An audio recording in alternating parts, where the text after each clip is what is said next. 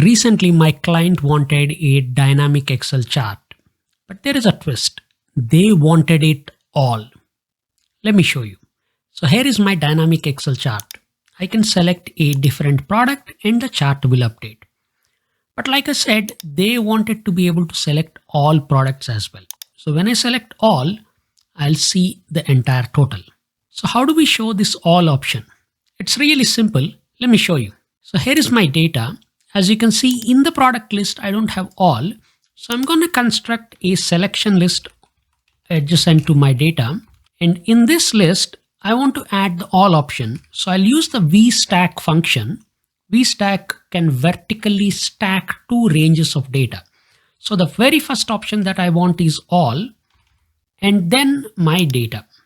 When you hit enter on this vstack, you are going to get a new range of values.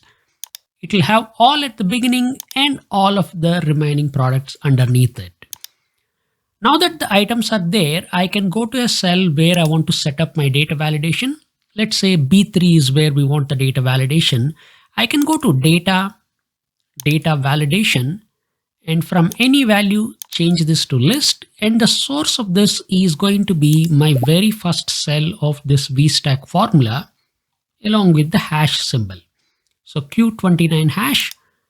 And now I'll have the all option at the top of my data validation. This is all good, but how do I kick in the logic when I pick the all? So for this, I'm going to set up a calculation area here. So selected product is equal to the cell with my data validation. As we currently selected all, this is going to say all. But if I select a specific product like almond choco, this cell is going to say almond choco. So here I want to see the values for whatever product is picked. So we can use the XLOOKUP function. XLOOKUP, look up the product. In the product list, as this is always going to be in column B, I'm going to lock this to $B, $29 kind of a notation. And then the return array is going to be just the first column. And then when I drag this to the side, I forgot to lock the column B here. So I'll make that like that. And then when I drag this, I'll get all the monthly values for almond choco. Now let's see what happens when I pick all. I'm going to get errors because we don't have a product named all. So in this case, we are going to just say if this is equal to all, then I just want the sum of this entire column.